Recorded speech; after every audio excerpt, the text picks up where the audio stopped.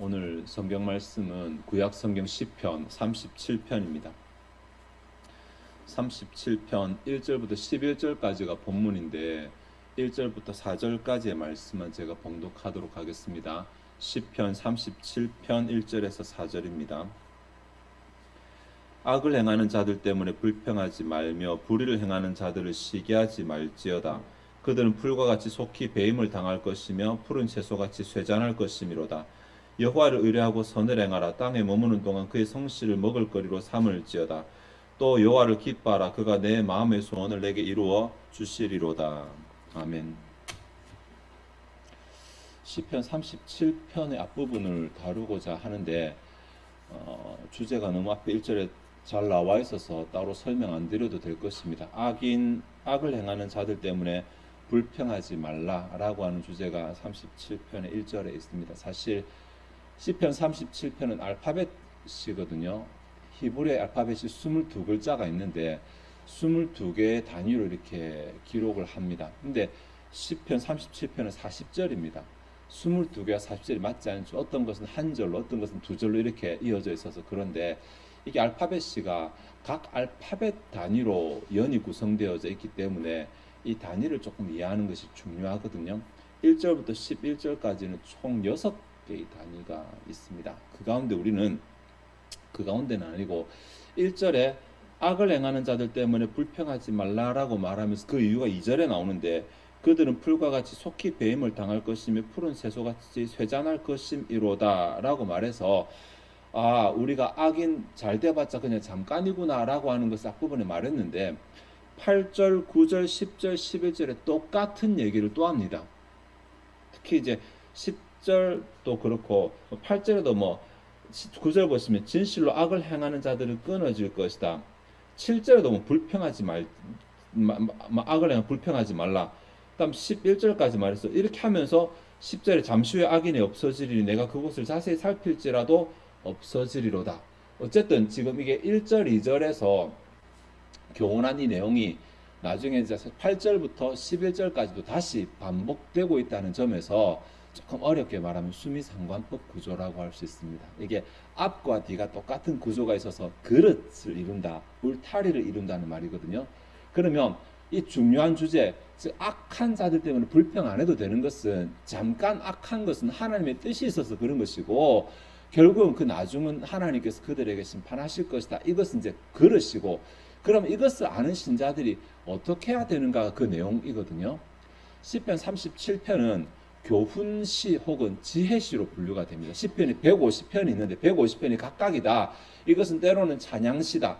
이것은 교훈시다. 이것은 비탄시다. 이렇게 다 이렇게 분류가 됩니다. 근데 37편은 교훈시 혹은 지혜시, 지혜를 교훈하는 시로 분류가 되거든요. 다윗이 지은 시입니다. 다윗이 이스라엘 백성들에게 어떻게 살아가는 것이 지혜롭게 살아가는 것이다라는 것을 교훈하기 위해서 불렀던 노래가 37편이라고 할 수 있는데 사실 바로 앞에 36편도 다윗이 지고 36편도 똑같은 주제를 가지고 있습니다. 악인에 대해서 그렇게 신경 쓸 필요 없다라고 하는 내용입니다. 왜냐하면 근데 36편은 악인과 하나님과의 관계에 대해서 이제 결국 악인 하나님께서 어떻게 그를 심판하실 것이라는 내용이 들어있는데 반해서 37편에는 의인과 하나님과의 관계에 대해서 이렇게 노래한다는 점이 조금 차이가 납니다. 이렇게 어떻게 살아가는 것이 지혜로운 삶인지를 교훈하는데 의인, 악인을 다루고 있다는 이것은 시편 1편과도 연관이 됩니다. 잘 아시죠? 네. 그러니까 시편 37편은 그냥 단순하게 놓여있는 시 한 편이 아니라 시편 전체에 흐르고 있는 우리가 어떻게 살아가는 것이 지혜로운 것이고 신앙적이고 바르게 살아가고 있는지를 노골적으로 표현하고 있는 시라고 그렇게 말할 수 있습니다. 그 가운데 이제 1절부터 11절까지의 내용을 다루고 또 그 가운데서 우리가 또 3절부터 7절까지의 내용을 조금 이제 생각을 하려고 합니다. 3절부터 7절까지 3, 4, 5, 6, 7 9절까지 죄송합니다. 3절에서 9절까지 죄송합니다. 3절에서 9절까지 이 7개 절인데 7개 절이 이제 연으로는 그러니까 알파벳으로는 4개의 글자를 다루고 있습니다. 베이트 김멜 맞습니까? 베이트 감마 달렛 왜 이렇게 갑자기 생각이 안 나죠? 김멜, 달렛, 해와우까지. 예, 그래서 죄송합니다. 어쨌든 네 개로 구분이 되는데 재밌게도 이게 또 두 개씩 나누어집니다. 4절, 3절, 네 계절, 세 계절로. 그래서 이제 복잡한 내용 다 이제 털어버리고 이 두 개로 구분되는 이 내용만 좀 생각하겠습니다. 어떻게 살아가는 것이 지혜로운 삶인가? 우리는 주변에 악인이 있으면 악인 뒷담화도 좀 하고 때로는 막 야단도 치고 때로 하나님과 좀 이렇게 좀 토하기도 하고 이렇게 하면서 다 그렇게 살아가잖아요. 다 그렇게 살아 맞는 것 같은데 어느 본문은 그렇게 살면 안 된다고, 그렇게 살면 오히려 큰일 난다고 말하고 있어요. 그렇게 살지 말고 이렇게 살아가라라고 말하는 것이 이제 3절부터 9절까지의 내용이거든요. 근데 이게 두 개로 나눠진다고 했습니다. 여기까지는 이해가 되시죠? 문법적으로 워낙 복잡한 부분이라서 앞부분 설명드렸는데 그거 다 까먹으셔줬습니다. 3절부터 9절까지. 3절부터 6절까지가 하나의 교훈을 담고 있고 7절부터 9절까지가 또 하나의 교훈을 담고 있습니다. 3절부터 6절까지 교훈을 담고 있는데 여기에 반복되는 단어가 있습니다. 물론 7절에서 9절까지도 마찬가지인데 반복되는 단어가 믿음이라는 단어입니다. 어떻게 믿음이지? 성경에 믿음이라는 단어가 나오지 않는데 라고 생각하실지 모르겠지만 한글로 번역될 때 3절에 의뢰하고 여호와를 의뢰하고 라고 의뢰하다는 이 단어가 믿는다는 단어입니다. 5절에 그를 의지하면 의지하다는 단어가 똑같이 믿는다 같은 단어입니다. 한글 성경이 다르게 번역했지만 그래서 3절부터 6절까지를 한 문장으로 표현한다면 믿음과 관련되는 것인데 그냥 믿어라가 아니라 믿음으로 행하라가 됩니다. 믿음으로 행하라. 왜 이렇게 되냐면 사실 여호와를 의뢰하라, 의지하라고 말하지만 시는 평행법으로 기록되어서 짝을 이루는 단어들이 있거든요. 이 짝을 이루는 단어들 찾아가면 이 의뢰하라 혹은 의지하라고 말해놓고 다른 단어들을 짝지로 붙여놨습니다. 그 붙여놓은 단어들이 3절에 선을 행하는 것, 4절에 기뻐하는 것, 5절에 맡기는 것 이런 단어들이 짝을 이루고 있어요. 그러니까 하나님을 믿는다라는 표현이나 선을 행한다는 표현이랑 같은 말이다. 하나님께 믿는다는 표현이나 하나님을 기뻐한다는 표현이 같은 말이다. 하나님을 믿는다는 표현이나 하나님께 맡긴다는 표현이 같은 말이라는 것입니다. 그러니까 우리가 믿음을 가진다고 생각, 우리는 믿음 딱 그러면 예수 믿고 구원받는 것, 이 정도만 생각하시는데 이것은 성경이 말하는 믿음의 일부분이거든요.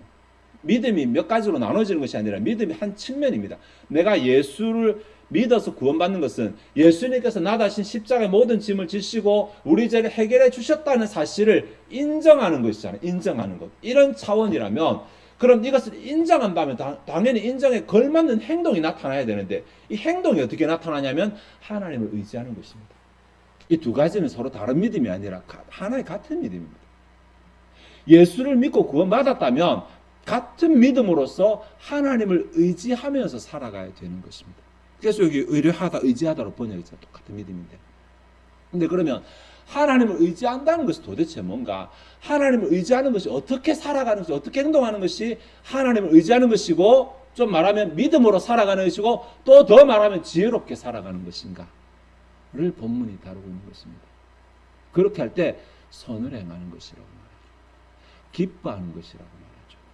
맡기는 것이라고 말하죠. 뭔가 이게 싹 하나 엮일 것 같으면서도 조금 다르죠. 그죠?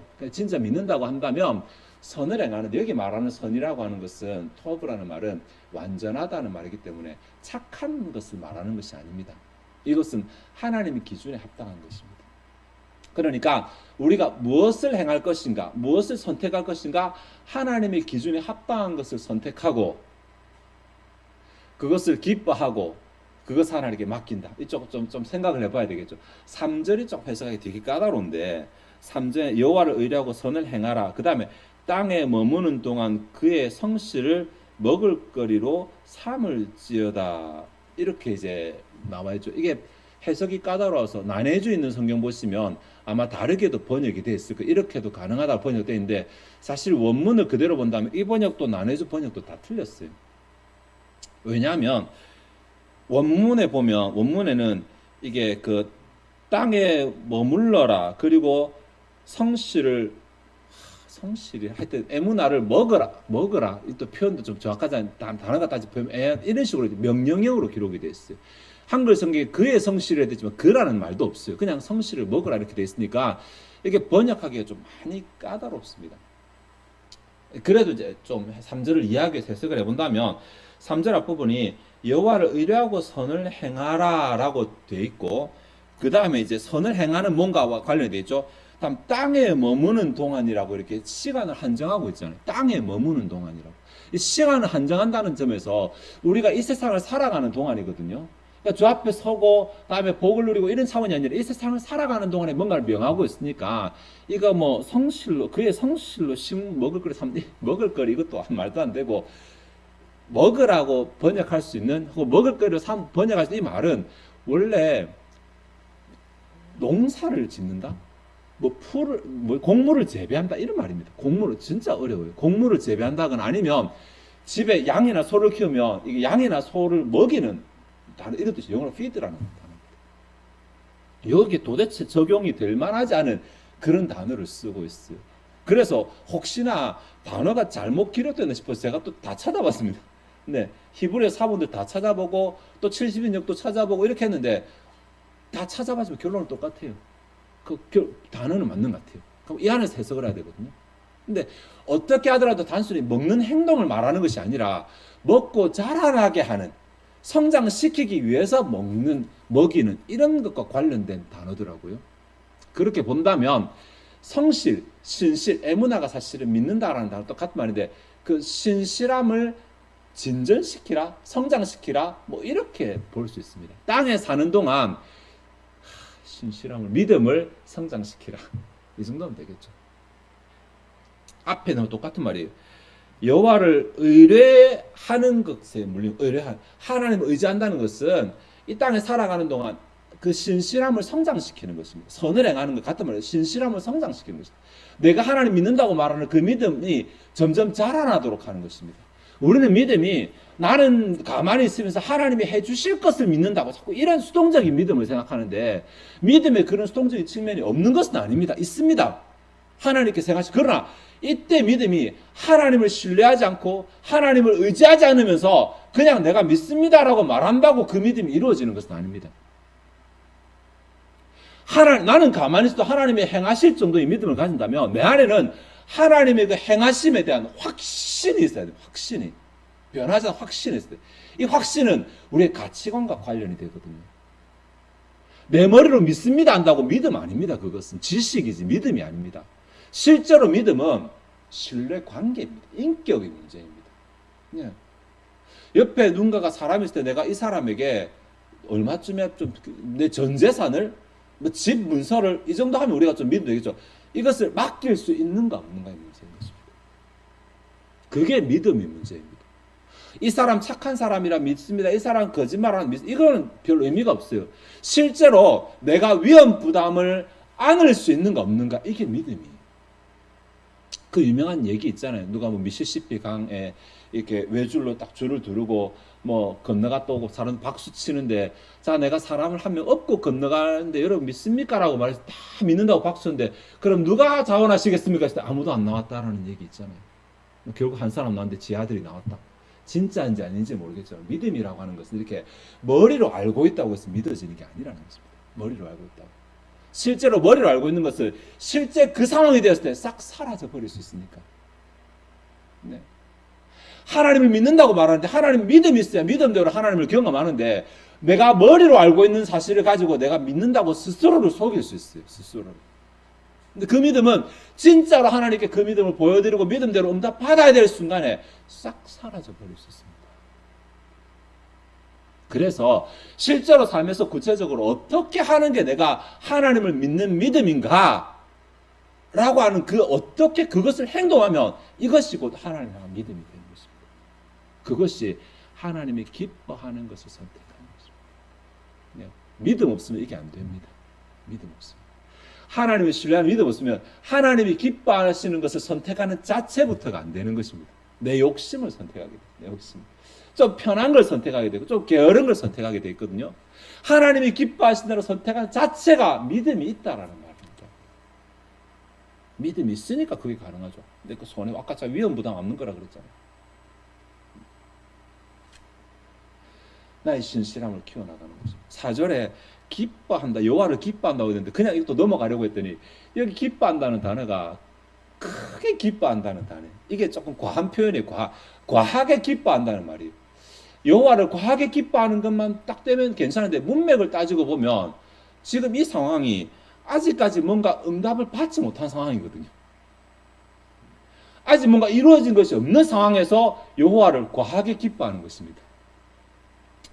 이러니까 교훈되죠. 하나님이 기뻐하시는 것을 선택했어요. 그 일을 선택하고 아직 그 일이 진행 안 되고 이루어지기 전에 나는 과하게 기뻐. 도대체 뭘 보고 과하게 기뻐해야 되는 것입니까? 하나님이 기뻐하시는 것을 선택했다고 과하게 기뻐하는 것이 아니라 이것을 하나님께서 이루실 것을 확신하며 과하게 기뻐하는 것입니다. 이게 믿음이라는 것입니다. 내가 하나님을 믿는다면 내가 뭔가 하나님이 기뻐하시고 선택했을 때 결과를 미리 보고 기뻐할 수 있는가? 또 무너진 순간 되죠. 그죠? 하나님 믿는다고 말하지만 막상 하나님 기뻐하시는 거 딱 선택해놓고 마음에 불안이 생기거나 안 되면 어떡하나? 아이고 포기하면 안 돼 버리지. 이런 생각이 든다면 믿음이 아니라는 것입니다. 그 순간에 하나님께서 행하실 것이니까 나 너무 기쁘다. 이렇게 이루어지지 않았으면 내 마음에 과하게 기쁨이 일어나는 것이 믿음입니다. 다음에 여호와께 맡긴다라고 말하는데 여호와께 맡긴다라 이 단어도 참 재밌는 단어. 이 단어가 이제 굴린다라는 말이에요. 굴린다. 쫙 굴려보내는 거. 굴려보낸다는 자체가 어느 정도 무게감이 있죠. 가벼우면 날려보낼 텐데 굴린다. 이게 쉽지 않은 것입니다. 뭘 굴리냐면 길을 여호와께 굴립니다. 이 일이 어떻게 진행될 것인가. 아직 나는 가지 않은 길이거든요. 아직 나는 그냥 여호와께서 그것을 기뻐하시겠거니 선택했고 그 결과를 미리 보면 기뻐했어요. 이제 내가 가게 됩니다. 이제 내가 그 길을 진행합니다. 내가 뭔가 선택을 한 그 길을 진행할 때 그 모든 길을 하나님께 이제 굴려보내는 거죠. 저 잘 모르겠습니다. 하나님께서 하시겠죠. 이게 믿음. 마찬가지죠. 믿음 없이는 이거 안 되잖아요. 믿음 없이는 한치 앞을 모르는 내 상황 가운데서 내일이 불안정한 내 상황 가운데서 뭔가 하나님께 맡기는 거 잘 안 되잖아요. 다 여기에 믿음이라는 단어와 연관이 되는 단어인 것입니다. 그냥 믿는다 한마디 하면 저 믿습니다 다 말할 것입니다. 하나님 믿는다고 다 말할 것입니다. 그래 정작 구체적으로 삶에서 어떻게 나타나는지 봅시다. 하나님이 기뻐하시는 거 선택하십니까? 이루어지지 않았지만 믿고 주실 것이라 믿고 기뻐하십니까? 그리고 매 순간 내가 아니라 하나님께 맡기며 진행하십니까? 라고 풀어서 질문한다면 조금 주춤하시겠죠. 여기에 내 믿음의 주소가 드러나게 될 것입니다. 과연 누가 지혜로운 자인가? 하나님을 믿는 자가 지혜로운 자입니다. 여기까지는 다 통과 아멘이잖아요. 근데 어떻게 하는 것이 하나님을 믿는 것입니까? 했을 때 세 가지로 나눠서 표현을 하고 있습니다. 이렇게 할 때 이 사람은 하나님을 믿는 사람이고 이 사람은 지혜로운 사람입니다. 하나님을 믿을 때 주어지는 복이 4절에 그가 내 마음의 소원을 내게 이루어 주시리로다. 5절에 그를 의지하면 그가 이루시고 6절에 내 의를 빛같이 나타내시면 내 공의를 정오의 빛같이 하시리로다. 앞에 악인이 잘 되고 악인이 내 기준에 나보다 신앙이 안 좋은데도 잘 되고 하나님 몰라도 잘 되고 하나님 버려도 죄져도 잘 되고 이게 이해가 안 되는 상황들 굉장히 많잖아요. 이해가 안 되는 사람들 굉장히 많은데 그런 상황에서 내가 그러면 그들을 따라가는 것도 안 되지만 따라가는 건 감히 못하고 우리 생각에 불만을 가지고 불평은 잘하잖아요. 왜 저렇나? 하나님 살아계시고 왜 이렇나? 이렇게 하는데 그런 거 하지 말라. 그런 거 하지 말고 그냥 그 순간에 하나님을 믿어라. 왜냐하면 하나님이 이유가 있어서 허락하시는 것이니까. 악한 날도 악인도 악한 날에 적당하게 지으셨다고 하나님 말씀하셨으니까 뭔가 이유가 있으니까 지금 잘 되는 것처럼 보이지만 속히 사라지게 될 것이니까 지나가게 될 것이니까 그것을 믿어라. 어떻게 하는 것이 그걸 믿는 것인가? 어떻게 하는 것이 믿냐면 그냥 내가 하나님 앞에서 하나님 기준을 따라 행하는 것이 믿는 것이라는 것입니다. 악인과 상관없이 그들과 나와 상관없이 그냥 내게 주어진 일 가운데서 내가 뭐 하면 하나님이 기뻐하실까? 이것 좀 찾아다니는 이거. 이 순간에서 내가 뭘 하면 하나님이 기뻐하실까? 이게 있잖아요. 그냥 뭘 하라고 안 하신 게 우리에게는 복입니다. 뭘 하라고 했으면 우리 상황에 따라서 하기 너무 힘들 수도 있잖아요. 그냥 네가 처한 각각의 상황에서 뭘 하면 하나님이 기뻐하실까를 찾으라는 것이 뭘 하면. 이것은 큰 것일 수도 있고 작은 것일 수도 있거든요. 행동일 수도 있고 생각일 수도 있거든요. 말일 수도 있고 아닐 수도 있거든요. 내가 처한 상황에서 어떻게 하면 하나님이 기뻐하실까? 이것을 선택하는 것이 믿음입니다. 네. 선택할 수 있는 게 여러 개 있는데 좀 하기 쉬운 것 선택하면 믿음이 작은 거고 하기 어려운 것 선택하면 믿음이 큰 거고 그것이 믿음입니다. 그냥 앉아서 하나님이 상황을 바꾸어 주시고 하나님 저 사람은 다 벌 주시고 하나님 나는 복 주시고 이렇게 하는 게 믿음이 아니라는 것입니다. 다 그렇게 알고 있죠. 그런 기도 하지 말라는 말 아닙니다. 그런 기도 할 때가 있습니다. 할 때가 있는데 이 상황에 해당이 안 되는 게 여기에 6절에 내 공의를 정오의 빛같이 앞에 내 의를 같은 말이거든요. 공의, 정의라는 말은 나는 내 잘한 부분이 드러나게 할 것이라는 말입니다. 근데 따지고 보면 저 사람이나 내랑 도낀 게 끼니고 별반 다를 게 없는데 공의의 하나님을 요청해 버리면 나도 벌 받아야 돼요. 여러분 자신 있으세요? 그래서 그 방법을 쓸 때가 있고 쓰지 않을 때가 있는데 사실 시편에 보면 공의 하나님 요청하는 순간들이 굉장히 많습니다. 악인을 멸해달라고 막 이렇게 강하게 요청하는 순간 많는데 그때 적어도 자기는 그 공의에 하나님의 심판에 걸리지 않는다는 자신이 있을 때 그런 기도를 합니다. 나의 손에는 죄가 묻지 아니하고 나는 그들과 걸음을 함께 하자 이렇게 자신 있을 때 그런 기도 할 수 있고 자신 없으면 기도하시면 안 돼요. 하나님의 공의 앞에 그도 망하고 나도 망할 수 있으니까. 네. 그래서 쓰는 방법이 뭐냐면 그거 하지 말고 하나님이 기뻐하시는 의를 행하라고 하는 거죠. 네. 그 의가 나중에 내 앞에 빛같이 드러나게 되고 그 의가 하나님께서 나를 나타내시는 근거가 될 수 있으니까.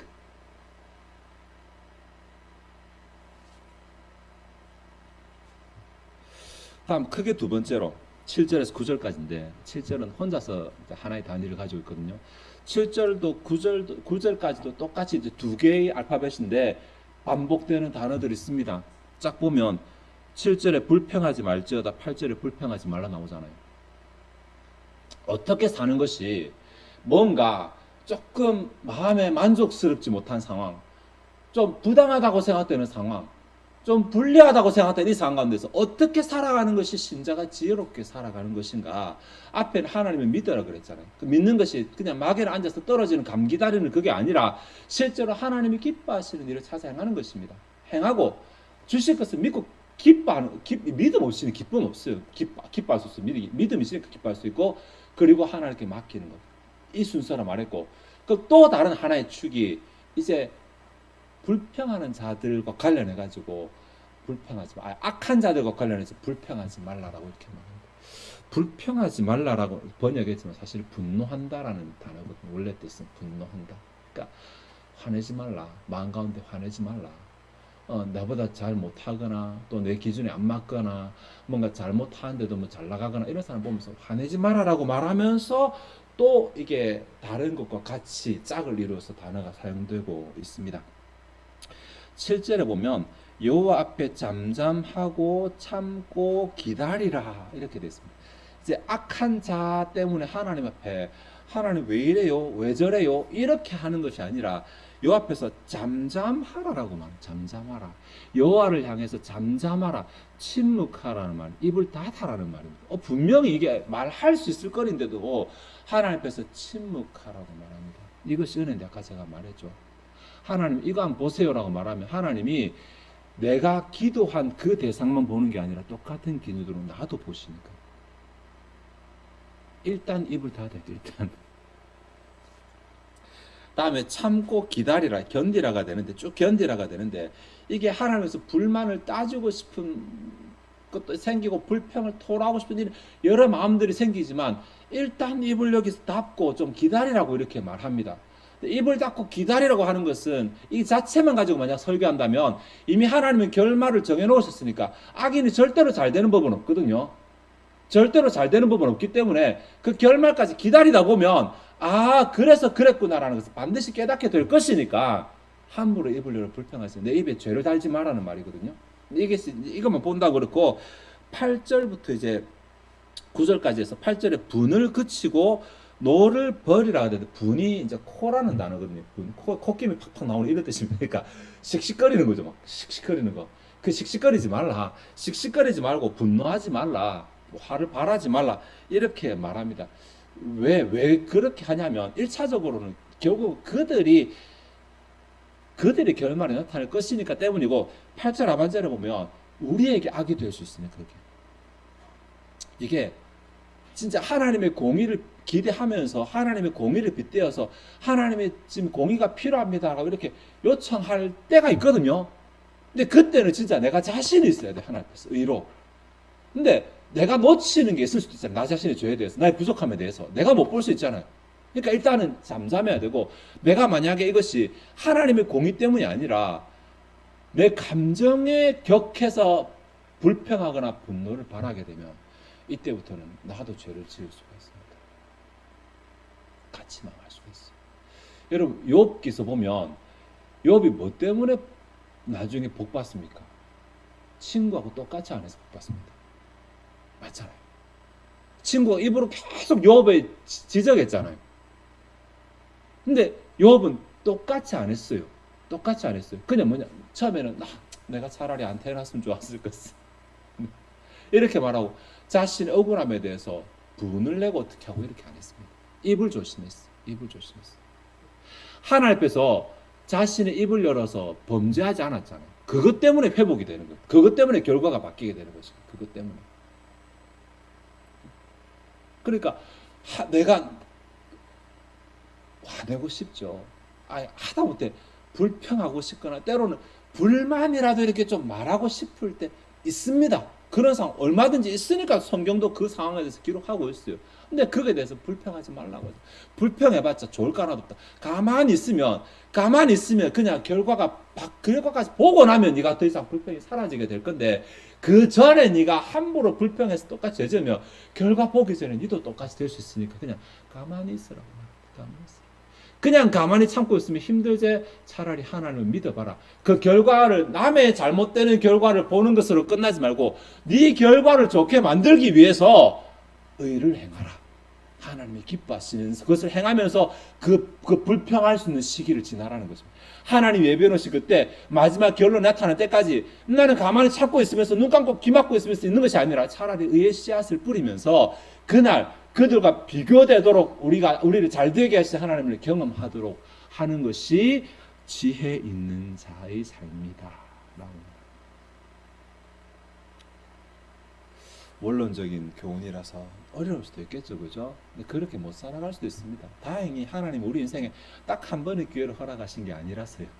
매일 매 순간 우리는 선택을 하잖아요. 매일 매 순간.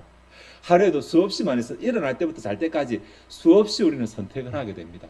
자, 악한 사람, 나보다 못한 사람, 내게 불만을 주는 사람에 대해서 뒷담화할 선택, 할까 말까?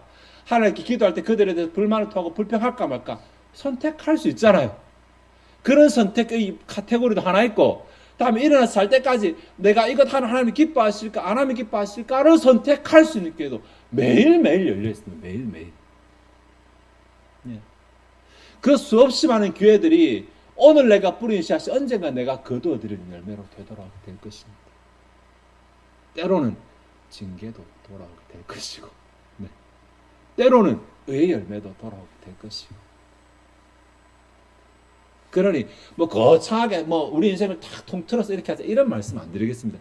그냥 그 순간순간 중에서 좀 안 해야 되는 것들은 좀 피하려고 가급적 많이 피하려고 노력하고 될 수 있으면, 악인들이 흥왕해도 잘돼도 번성해도 그냥 눈 닫고 귀 막고 그냥 이렇게 하는 것으로 하나 노력하고, 차라리 그 시간에 내가 하나님이 기뻐하시는 것을 선택해서 내 의의 씨앗을 뿌려나가서 하나님이 그것으로 상 주시는 그것을 기대하며 기뻐하고, 이렇게 내 삶에서 하나는 줄여나가고 하나는 키워나가는 이러한 노력을 하자라고 이렇게 권해드리고 싶습니다. 그 외에 뭐가 더 있겠어요? 그게 지혜로운 삶인데 그게 또 뭐가 있겠어요? 이게 반대가 되면 어리석은 삶이라고 할 수 있어요. 하나님이 기뻐하시는 것에 대해서 눈 닫고 다음에 다른 사람의 악에 대해서 끊임없이 입을 대는 이 사람이야말로 어리석은 사람이라고 할 수 있어요. 결과가 별로 좋지. 왜냐하면 상급 받을 기회는 다 놓쳐놓고 잘하면 본전이고 잘못하면 죄가 되는 이것만 자꾸 쌓고 있잖아요. 어리석은 삶인 것입니다. 말씀을 좀 정리하도록 하겠습니다. 오늘 본문은 뭔가 좀 부당한 것 같은 상황 가운데서, 뭔가 좀 악이 잘 되는 것 같은 이런 상황 가운데서 신자가 어떻게 살아가는 것이 지혜로운 삶인지를 다루고 있습니다. 지혜로운 삶인지에 대해서. 네, 물론 그게 입을 대고 또 그게 욕도 하고 그러면 순간은 마음이 시원해질 수도 있겠죠. 순간은 내 심정이 만족할 수도 있겠지만 혹 그러는 가운데서 나도 모르게 똑같은 사람이 되면 내가 욕한 그 부류대로 나도 똑같은 사람이 되어버릴 수 있죠. 그러면 안 되잖아요. 네. 세상은 그렇게 살아가도 저들 어차피 망할 사람들이니까 그렇게 살아가고, 어리석은 신자 그렇게 살아가 성경은 끊임없이 많은 경우에 그런 어리석은 신자에 대해서 말해요. 돌아다니면서 한담하는 것에 피해라고 말하기도 하고, 다른 사람에 대해서 함부로 말하지 말고 끊임없이 말하고 있어요. 그 결국은 자기한테로 다 돌아오니까 그렇게 하지 말라고 말하고 있거든요. 어리석은 자 그렇게 하지 말고 차라리 그 시간에, 주어진 24시간의 시간에, 주어진 한 주간의 시간 동안 뭘 하면 하나님이 기뻐하실까? 의의 자리를 찾아가고, 의의 씨앗을 찾아가고, 그거 찾아서 뿌리는, 그거 심는, 그렇게 살아가면 그것이 나중에 자라나서 결국은 하나님의 공의가 드러나게 될 때 내게 의의 열매로 되돌아오게 될 것입니다. 매일매일 주어진 삶 가운데서 이렇게 피할 것은 피하고 또 찾을 것은 찾고, 이렇게 믿음의 삶, 믿음, 우리가 하나님 믿는다고 말했으니까 하나님을 신뢰하는 삶, 그것을 딱 행해놓고는 기뻐하고 또 하나님께 맡기고, 이런 것을 위해서 차라리 더 노력하는 삶을 통해서 오늘까지의 삶은 과거로 인해 바뀌지 않았다 하더라도 내일부터의 삶은 오늘로 인해서 바뀔 수 있는, 나아질 수 있는, 변화될 수 있는 저와 여러분 되시기 바랍니다. 기도하시겠습니다. 하나님, 오늘 시편 37편 1절부터 9절 11절까지의 말씀이지만 3절부터 9절까지의 내용을 살피면서 어떻게 살아가는 것이 지혜로운 신자의 모습인지 교훈을 생각해 보았습니다. 하나님, 그냥 흘러가는 대로 살아서는 지혜로운 삶이 아닌 것을 알았습니다. 그들과 똑같이 하는 것은 오히려 어리석은 삶이라는 것도 생각해 보았습니다. 우리가 그들과 구분되게 하나님을 알고 있는 자들이기 때문에 하나님으로 인하여 우리의 미래가 바뀔 수 있도록, 내일이 바뀔 수 있도록 오늘 우리가 의의 씨앗을 뿌리고, 혹은 우리의 죄로 인해서 내일 그들과 같이 망하지 아니하도록 죄를 자제하며 절제하며 죄의 기회를 피하는 삶을 살아가는 것이 지혜로운 삶인 것을 생각해 보았습니다. 모두가 다 알고 있는 내용이고 익히 우리가 잘 알고 있는 내용이지만 구체적으로 우리 삶 가운데서 그것을 실천하지 아니하고 생각으로만 가지고 또 우리가 지식으로만 가지고 있고 막상 행하지 아니함으로 이 복이 우리에게 임하지 않는 경우가 없도록 우리 삶 가운데서 구체적인 순간순간에 이렇게 하는 것이 지혜로운 삶이라는 것을 알려주옵소서. 이것을 선택하는 것이, 하나님이 기뻐하시는 것을 선택하는 것이 지혜로운 삶이라는 것을, 그것을 선택하고는 기뻐하는 것이 지혜로운 삶이라는 것을, 그것을 기뻐한 채로 하나님께 맡기는 것이 지혜로운 삶이라는 것을, 믿음의 삶이라는 것을 알게 하여 주시고, 신자다운 삶을 통해서 우리의 미래가, 우리의 내일이 변화되고 복으로 바뀌고 의로 채워지고 하나님께서 주시는 기쁨으로 채워지는 삶을 누리는 주의 백성들 되게 도와주시옵소서. 매 순간 있는 그 선택의 순간에, 그 순간순간이 우리 앞날을 바꿀 수 있는 씨앗을 뿌리는 순간순간인 것을 알게 하시고, 어리석은 씨앗을 뿌리지 아니하고 지혜로운 씨앗을 뿌리며 살아가게 하옵소서. 이 시간 주 앞에 준비된 예물을 드리고자 합니다. 우리의 마음이 즐거이 하나님을 헌신하게 하옵소서. 감사드리며 예수 그리스도 이름으로 기도하옵나이다. 아멘.